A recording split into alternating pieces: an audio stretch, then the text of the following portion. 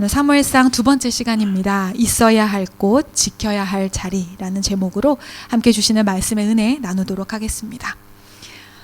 저는 약간의 정리 강박이 있습니다.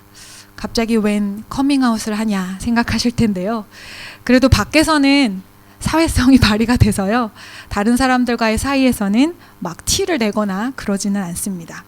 그런데 이 정리 강박이 집에 들어가면 막 드러납니다. 저희 집에 와보신 분들은 의아해 하실 수도 있어요. 뭐 집이 그렇게 깨끗하거나 그렇게 정리가 잘 돼 있는 것도 아닌데 무슨 정리 강박이냐 하실 수 있는데요. 저만의 규칙과 정리에 대한 그런 강박이 좀 있습니다. 물건이 항상 제자리에 있어야 하는 그런 심리가 있습니다.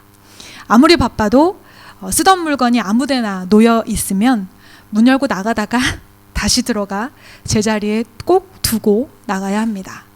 집 열쇠가 걸려 있어야 할 곳에 걸려 있지 않으면 어떻게 해서든 끝까지 열쇠를 찾아내 그 자리에 걸 때까지 그 문제를 해결해야 합니다. 아침이 되면 커튼은 열려 있어야 하고 창문도 항상 열려져 있어야 합니다.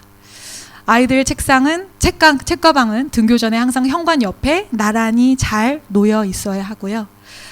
침대 커버는 침대와 꼭지와 꼭지가 잘 맞아 정확하게 깔려 있어야 하고, 또 베개와 인형들을 놓여야 하는 자리도 저 나름대로 좀 정해져 있습니다. 이 집 얘기하면 여러분 소름이 좀 돋으실 수도 있을 것 같습니다. 어떤 분들은 내 얘기 같은데 어쩜 이렇게 나랑 똑같다 라는 마음으로 소름이 돋으실 수도 있고요. 어떤 분들은 저렇게 어떻게 살지? 하면서 소름이 돋으실 수도 있을 것 같습니다. 그런데 꼭 집마다 이런 정리 강박을 방해하는 인물들이 있습니다. 물건이 아무데나 아무렇게나 쌓여 있어도 전혀 스트레스를 받지 않고, 또 산더미처럼 쌓여 있는 물건들 속에서도 정말 신기하게 자신이 필요한 것들을 정확하게 찾아내는 존재들이 집에 꼭 있습니다. 그런 사람들 보면 이해하지 못하고 스트레스를 받는 내가 정신적으로 혹시 좀 이상한 건가? 라는 생각이 들 때도 있습니다. 약속 시간이 임박해서 지금 당장 막 나가야 하는데 작은 물건 그거 하나 제자리에 다시 갖다 두고 있는 제 모습. 그러다가 버스 놓치고 허둥대는 내가 아무리 생각해도 이상한 것 같아 라고 생각이 들 때가 있습니다. 그런데 우연히 여러 자료들을 찾고 여러 글들을 좀 이렇게 읽어보다가요, 아하 하고 깨닫게 된 것이 있었습니다. 영국의 한 인류학자 메리 더글라스라는 사람이 순수와 위험이라는 책을 썼는데요. 이 책에서 오염, 즉 더러움에 대해서 이렇게 설명을 하고 있습니다. 사람이 더럽다라고 뭔가 이렇게 더럽다, 오염되었다라고 느끼는 이유는요, 본래 있어야 할 자리를 벗어나서 다른 곳에 있을 때 더럽다, 오염되었다라고 느낀다고 합니다. 예를 들면 신발 자체는 우리가 걸어다니고 움직이는데 너무나 필요한 신발 자체가 더러운 것은 아니죠. 그런데 이 신발이 식탁 위에 올려져 있으면 우리는 더러워 라고 느끼는 겁니다. 음식 자체는 깨끗하고 정성스럽게 만들어져 있어 접시 위에 놓여 있으면 완전한 것이지만 음식이 옷에 어디 묻어졌거나 땅바닥에 떨어지는 순간 우리는 더럽다라고 느끼는 거예요. 연못 속에서 커다란 물고기가 헤엄을 치고 있으면 너무 아름다워 보이지만 만약 그 커다란 물고기가 내 침대 위에서 파닥거리고 있다면 우리는 혐오스럽다라고 할 것입니다. 본질이 변한 것은 아니지만 있어야 할 곳에 있지 않을 때 우리는 혐오와 오염, 불편함을 느끼게 된다는 것입니다. 사실 저는 이 책을 전혀 읽어보지는 않았는데요. 이렇게 발췌가 되고 요약이 된 부분을 보면서 아하 하고 무릎을 쳤습니다. 내가 정신적으로 그렇게 이상하거나 문제가 있는 건 아니구나 하고 스스로를 위로했고요. 그리고 또 한 걸음 더 나아가서는 나는, 또 우리 인생은 정말 있어야 할 자리를 정확히 잘 지키고 있는가 고민해 보게 되었습니다. 저마다에게 주어진 자리가 있습니다. 그 자리는 지켜져야 할 자리입니다. 요즘 우리가 묵상하고 있는 사무엘상 앞부분에 이 비극적이고 안타까운 사건들이 계속 반복해서 나오고 있는데요. 묵상을 하고 하다 보니 이 모든 심판과 비극의 일들은 바로 있어야 할 곳에 있지 않아서 벌어진 일이구나 하는 것을 깨닫게 되었습니다. 언약궤도 또 이스라엘 백성도 자신이 있어야 할 곳에 있지 않고 지켜야 할 자리를 지켜내지 못할 때 어떤 일이 벌어지는지 하나님께서 사무엘상의 말씀을 통해서 우리에게 말씀해 주시고 계십니다. 오늘 내가 지키고 있는 자리를 돌아보며 오늘 주시는 말씀을 함께 나누기 원합니다. 먼저 이 모든 일은 언약궤가 있어야 할 곳을 벗어난 때부터 시작이 됩니다. 블레셋과의 전투에서 패배한 이스라엘이 언약궤를 가지고 전쟁터에 나간 것입니다. 눈에 보이는 궤가 그들과 함께 할 때 승리할 수 있을 거다 이스라엘이 믿었던 것입니다.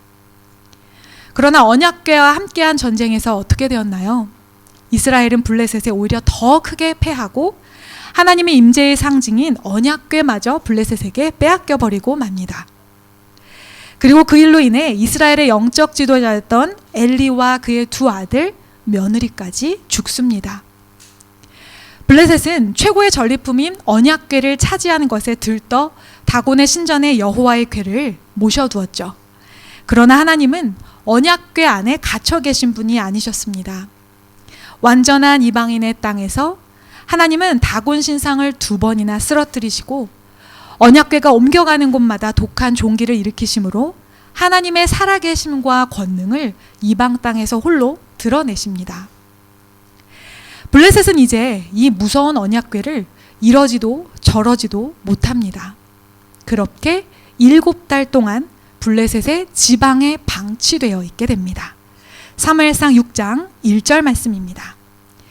여호와의 궤가 블레셋 사람들의 지방에 있은 지 7달이라. 지방은 히브리어로 사대, 빈들이라는 뜻을 가지고 있습니다. 아무도 신경 쓰지 않고 출입하지 않는 곳에 이 언약궤가 놓여 있습니다. 자신의 목적과 필요대로 쓸 일이 없어지자 방치해버린 것입니다. 자신들의 승리를 보장해주고 나의 필요를 채워줄 도구로 여겨 함부로 옮기다 빼앗긴 이스라엘이나 자신들의 승리를 드러낼 자랑 정도로 여겼던 블레셋이나 여호와의 궤를 대하는 태도는 별반 다르지 않았습니다. 가나안 정복 전쟁 이후 이스라엘은 실로에 회막을 세우고 그곳에 여호와의 궤를 모셨습니다. 하나님께서 정해주신 곳이었습니다. 여호와의 궤는 그곳에 있었어야 합니다. 제가 어린 시절 저희 가정 안에서 반복되던 주일 아침에 풍경이 있습니다. 엄마, 성경책 어딨어? 내 성경책 어딨노? 성경책 찾기 전쟁입니다.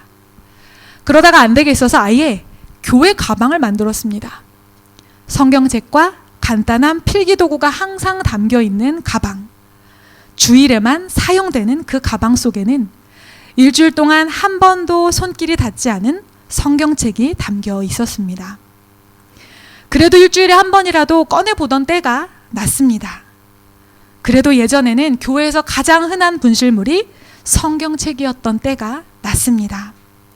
요즘은 성경책을 아예 갖고 다니지도 않으니까요.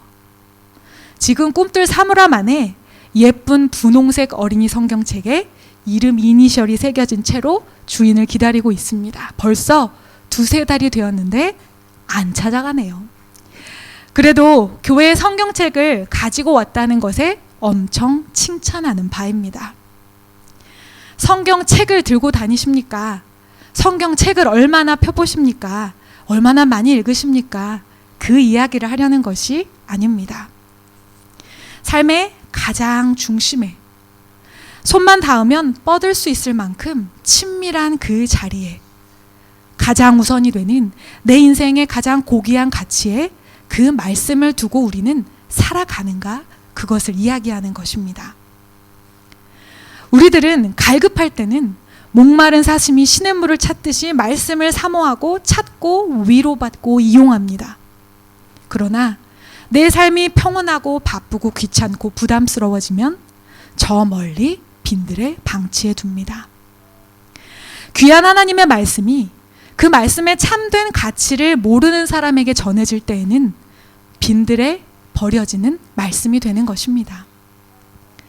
말씀은 하나님께서 정해주신 우리 인생의 실로, 회막의 가장 깊고 중요한 지성소에 모셔져야 합니다. 내 인생에 가장 중요하고 가장 우선되는 가치에 하나님의 말씀이 항상 자리해야 합니다. 내 입맛대로 삼켰다 뱉었다 하지 맙시다. 언약궤가 있어야 할 자리에 있을 때 그 말씀이 비로소 우리를 지켜주십니다. 블레셋은 이러지도 저러지도 못할 언약궤를 이제 이스라엘로 다시 돌려보내자고 결정합니다. 그리고 나름대로 이스라엘의 방식을 따라 속건제를 드리기로 하고 본인들이 차마 직접 들고 가기는 두렵고 그럴 수 없다고 판단하여 방법을 마련합니다. 사무엘상 6장 7절 말씀입니다. 그러므로 새 수레를 하나 만들고 멍에를 메어보지 아니한 젖나는 소 2마리를 끌어다가 소의 수레를 메우고 그 송아지들은 떼어 집으로 돌려보내고, 언약궤를 돌려보내기로 결정을 하고요. 돌려보내는 방법을 하나님의 제사법대로 한 것으로 보아서 블레셋은 하나님의 살아계심을 인정하고 지금 하나님을 두려워하고 있습니다. 그런데 뭔가 더 구체적으로 세우는 방법이 석연치 않습니다. 블레셋은 먼저 언약궤를 실을 새 수레를 하나 만들고 멍에를 메어보지 아니한 젖나는 소 2마리를 준비합니다. 궤를 새 수레에 싣고 자기들이 속건제물이라고 만든 금독정 5개와 금쥐 5마리를 상자에 담아 궤와 함께 수레에 실었습니다. 그리고 송아지들은 어미 소들로부터 떼어 집에 돌려보냈습니다. 그리고 이제 소 2마리로 하여금 수레를 끌게 합니다. 블레셋이 정한 목적지는 벳세메스입니다. 소들이 벳세메스를 향해 가면 이 모든 재앙은 여호와께서 내리신 것임을 인정하고, 소들이 다른 곳으로 가면 이 모든 재앙은 우연히 일어난 것으로 생각하겠다 정합니다. 이게 무슨 꿍꿍이입니까? 목적지를 벳세메스로 정했으면 소를 그리로 몰든지 수레를 많이 끌어보고 새끼를 낳지 않은 평범하게 일 잘하는 소 2마리를 사용해야 하는 것 아닌가요? 블레셋은 끝까지 하나님을 시험합니다. 왜냐하면 하나님을 믿는 단계로까지 나아가기를 원치 않았기 때문입니다.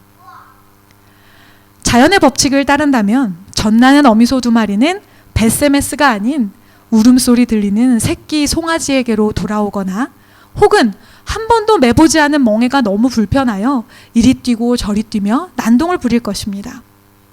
그렇다면 이 모든 재앙은 우연히 일어난 거야 라고 결론 내리며 다시 죄의 일상으로 돌아가려는 것입니다. 하나님을 시험할 용기는 있으면서 하나님을 믿을 용기는 없는 완악함, 이것이 바로 죄인의 모습입니다. 블레셋은 하나님을 정확히 알고 있었습니다. 그분의 무서운 권능을 직접 눈으로 보았고 또 수백 년 전에 일어났던 출애굽의 사건까지도 알고 있었습니다. 그러나 하나님을 믿는 것에는 이르지 못합니다. 왜냐하면 블레셋은 하나님과의 인격적 만남, 그분과의 친밀한 경험이 없기 때문입니다. 많은 그리스도인들이 하나님을 압니다. 창조주 하나님, 역사의 주관자이신 하나님, 놀라운 기적과 이사를 베푸시는 그 전능하신 하나님을 알고 인정합니다.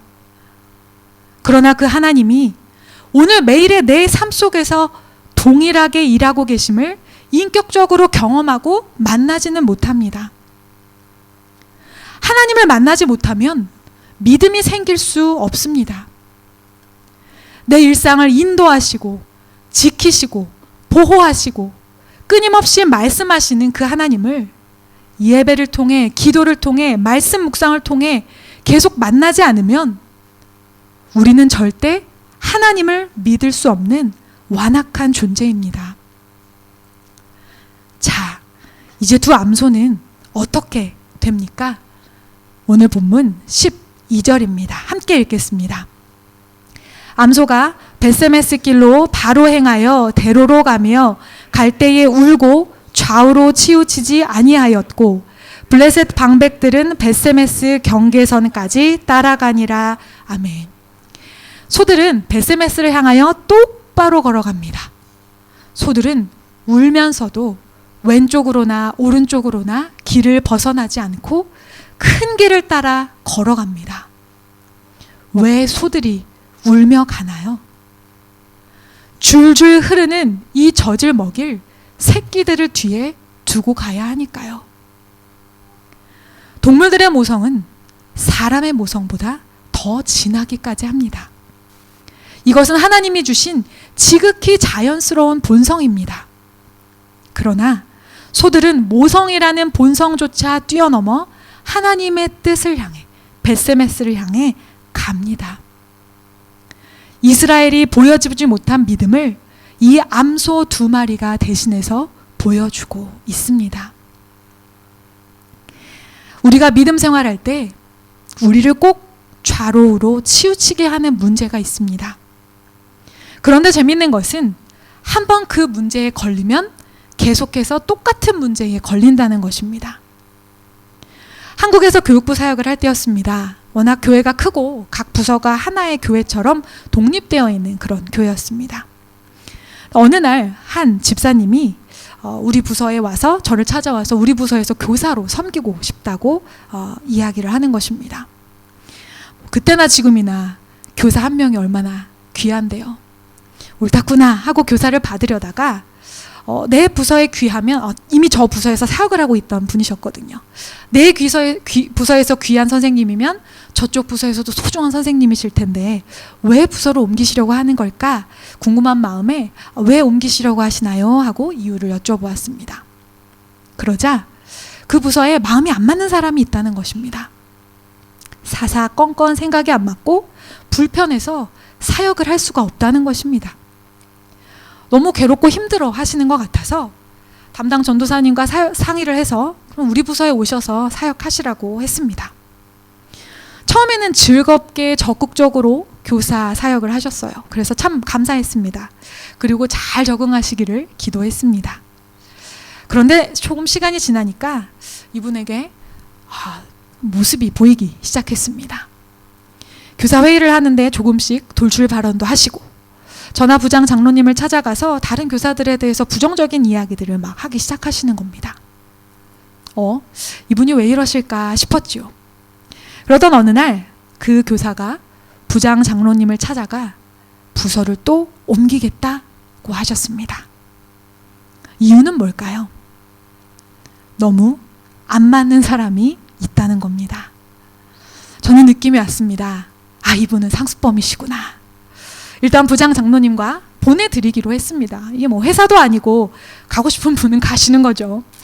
그래서 그분이 청소년부 교사로 이제 가셨는데 나중에 담당 교역자에게 그분에 관해서 또 별로 좋지 않은 이야기를 들었던 적이 있었습니다. 교사로 헌신하는 이 아름다운 사명의 자리에서 이분을 좌우로 치우치게 하는 문제는 바로 관계의 문제였습니다. 한 번 걸려 넘어지니까 똑같은 문제에 계속 걸려 넘어지는 거예요. 어떤 사람은 바쁜 일상이 늘 나를 좌우로 치우치게 합니다. 목사님, 제가 너무 바빠요. 이번 일만 끝나면요. 이 일만 마치면요. 이번 바쁜 것만 지나가면요. 우리 인생에서 언제 바쁜 게 끝날까요? 목사님, 제가 아침에 일어나는 게 너무 힘들어요. 늦잠 잤어요. 우리 청년들의 레파토리입니다. 늘 같은 이유죠. 이번 달은 왜 이렇게 돈이 모자라지? 돈 들 일이 많지? 돈 더 벌어야겠다. 늘 같은 경제적인 이유입니다. 몸이 너무 피곤해. 힘들어. 아파. 체력이 안 돼. 건강의 문제. 다 타당한 이유들이죠. 그런데 한 번만 걸리는 게 아니라는 거예요. 하나님 일 좀 하려고 하면, 사명 좀 감당해 보려고 하면 언제나 나를 좌우로 치우치게 하고 뒤돌아보게 하는 문제는 바로 그 한 가지라는 겁니다. 모성애요. 하나님이 주신 너무 아름다운 본성입니다. 모성애로 인해서 우리는 하나님 아버지의 마음도 배웁니다. 그런데 하나님께서 이 소들을 통해 우리에게 뭘 말씀해 주시나요? 내가 너희에게 준 이 아름다운 모성이라는 본성조차도 하나님의 사명을 위해서, 너희가 가야 할 곳을 가기 위해서, 있어야 할 자리를 지키기 위해서 눈물을 흘릴지라도 내려놓아야 한다, 극복해야 한다 말씀하시는 겁니다. 나를 좌우로 치우치게 하는 그것이 무엇입니까? 때로 모성애처럼, 또 성공과 안정과 같은 그럴듯한 가치로 우리를 흔들지라도 하나님 앞에 결단하며 우리가 가야 할 벳세메스를 향해 치우침 없이 가기를 소망합니다. 좌우로 치우치지 말고 벳세메스로 가라. 근데 여기서 질문이 생깁니다. 왜 벳세메스지? 여호수아 21장 16절 말씀입니다. 아인과 그 목초지와 윳다와 그 목초지와 벳세메스와 그 목초지이니 이 두 지파에서 9 성읍을 냈고. 여호수아 21장에는 지파별로 땅 분배가 다 끝난 후에 땅을 분기수로 받지 못한 레위인들이 거주할 성읍들이 나옵니다. 그중 제사장 아론의 자손들에게 준 여러 성읍들 중 하나가 바로 벳세메스입니다. 즉 벳세메스는 대대로 제사장과 레위인들이 거주하는 곳입니다. 제사장의 사명은 무엇인가요? 하나님께서 정해주신 대로 하나님을 예배하는 것입니다. 레위인들의 사명은 무엇인가요? 제사장을 도와 거룩한 성막의 성물들을 관리하는 일을 합니다. 하나님의 말씀대로 언약궤를 가장 잘 관리할 수 있는 사람들이 모여 살고 있었던 곳이 바로 벳세메스였습니다. 언약궤가 돌아오는 것을 보고 기뻐하며 제사를 드리던 벳세메스에 그런데 이내 또 다른 비극이 찾아옵니다. 하나님의 궤는 어떻게 다루어져야 하나요? 민수기 4장에 그 분명하고 구체적인 방법이 나옵니다. 민수기 4장 5절과 6절입니다. 진영이 전진할 때에 아론과 그의 아들들이 들어가서 칸 막는 휘장을 걷어 증거궤를 덮고 그 위를 해달의 가죽으로 덮고 그 위에 순청색 보자기를 덮은 후에 그 채를 꿰고. 하나님의 증거궤를 옮길 때 어떻게 옮겨야 하는지를 하나님께서 아주 구체적으로 알려주셨습니다. 함부로 볼 수 없도록 3겹이나 덮어서 직접 만지지 않고 메고 이동해야 합니다. 이들은 이 말씀대로 순종하여 하나님의 궤를 다루어야 했습니다.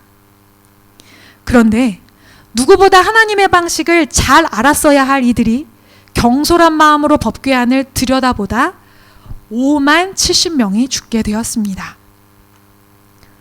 하나님은 왜 이렇게 구체적이고 복잡하게 말씀을 우리에게 주실까요? 사실 우리는 압니다. 언약궤라는 물건 자체가 본질이 아니고 하나님이 임재하시는 것이 중요하다는 것을 알고 있습니다. 그런데 왜 언약궤를 다루는 방식, 옮기는 방식까지 이렇게 복잡하게 정해주셔서 사람들은 범죄하게 되는 걸까요? 저는 이것이 하나님의 선긋기라고 생각합니다. 우리와 늘 교제하기 원하시고 우리와 늘 소통하기 원하시고 늘 함께 하시기 원하시는 그 하나님 아버지께서 결정적인 순간에는 우리가 선을 지키도록 명령하십니다. 왜일까요? 요즘 MBTI가 엄청 유행합니다. 제가 어렸을 때는 학교에서 정식으로 시험지로 검사를 해야만 접해볼 수 있었던 것인데 요즘은 뭐 인터넷으로도 쉽게 누구나 자신의 MBTI 유형을 찾아볼 수 있습니다. 저희 집에는 2명의 이와 2명의 아이가 함께 살아가고 있습니다. 이는 뭐고 아이는 뭐냐고 물어보실 수 있을 것 같아서 아주 간단하게 설명을 드리면 이는 외향형으로 사교적이고 활동적인 사람입니다. 외부 활동을 통해서 많은 사람들과 접촉하고 교류하면서 에너지를 만드는 타입이죠. 그럼 반면에 아이는 어떤 사람일까요? 내향형으로 생각하고 사고하며 혼자 있을 때의 에너지를 충전하고 얻는 타입입니다. 이 2명과 아이 2명이 함께 살다 보니 늘 일어나는 싸움이 있습니다. 바로 영역 싸움입니다. 영역을 침투하려는 자와 내 영역을 지키려는 자의 싸움입니다. 이는 절대 혼자 있지 않습니다. 양치할 때도 누가 옆에 있어야 하고 심지어 쉴 때에도 꼭 남의 방 침대에 가서 누워서 쉽니다. 아이는요, 집에 가는 길에 집에 누구 있어? 확인합니다. 왜요? 없기를 바라는 마음에서요. 아무도 없는 빈집이 제일 좋거든요.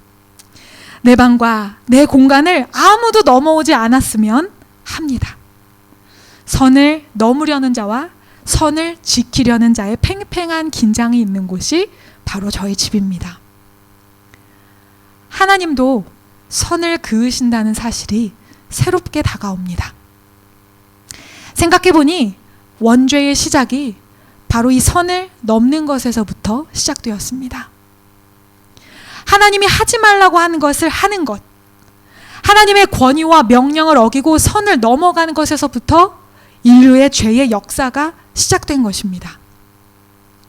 하나님의 궤가 이스라엘과 함께 한다는 것은 하나님이 그들 가운데 임재하신다는 기쁨의 상징입니다. 그만큼 사랑하셔서 언제나 이스라엘과 함께 그들의 삶의 한복판에 계시기를 원하십니다.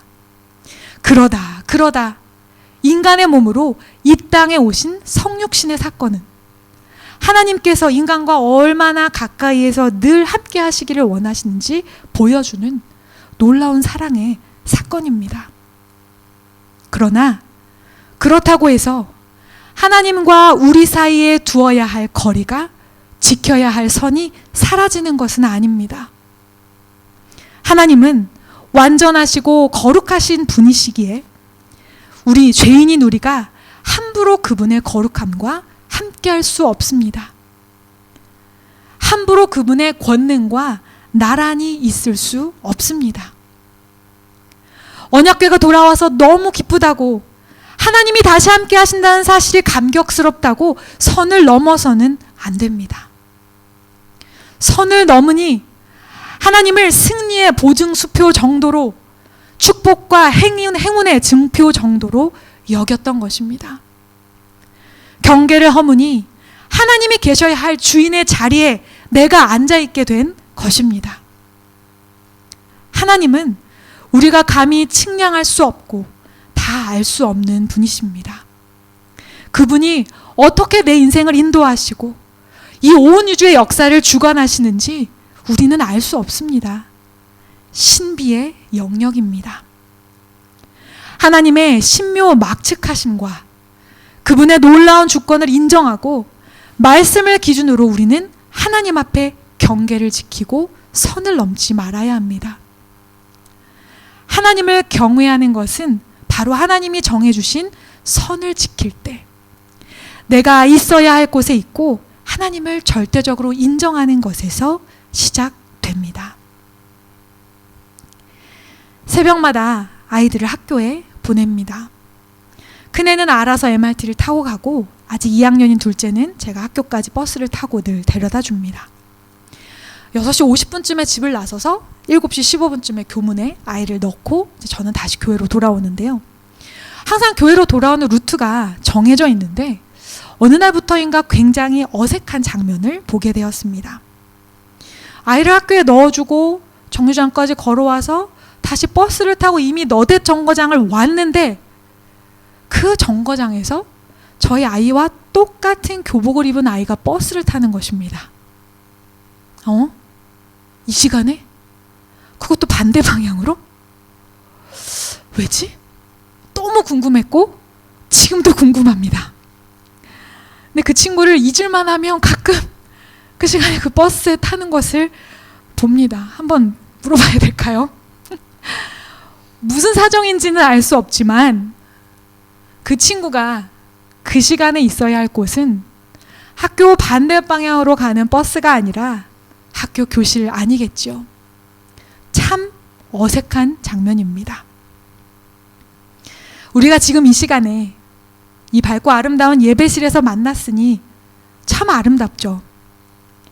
만약 우리가 이 시간에 적절치 못한 다른 곳에서 서로를 만났다면 얼마나 어색하고 이상할까요? 하나님의 궤가 있어야 할 곳을 벗어나니 이스라엘의 비극이 찾아왔습니다. 내 삶에서 가장 소중한 가치에 하나님의 말씀을 모셔와야 합니다. 모성까지도 거스르며 벳세메스를 향해 가는 어미소 2마리를 하나님은 보여주십니다. 내가 있어야 할 사명의 자리, 내가 좌우로 치우치지 말고 걸어가야 할 믿음의 길을 지켜내기 원합니다. 함부로 언약궤를 열어보다 많은 사람이 목숨을 잃었습니다. 하나님께서 정해주신 말씀을 경계 삼아 하나님의 주권을 전적으로 인정하며 하나님의 왕 되심의 자리, 주인 되심의 자리를 지켜드려야 합니다. 교회의 빈자리가 참 많고 불편합니다. 든 자리는 몰라도 난 자리는 안다고. 이 자리에 있어야 하는데 없는 지체들이 생각납니다. 있어야 할 곳, 지켜야 할 자리를 지켜내는 신앙인. 엉뚱한 곳에 가 있는 지체를 위해 중보하며 그들이 있어야 할 곳, 지켜야 할 자리로 돌아오도록 함께 관심 갖는 공동체를 우리가 세워 나가기 원합니다. 기도하겠습니다.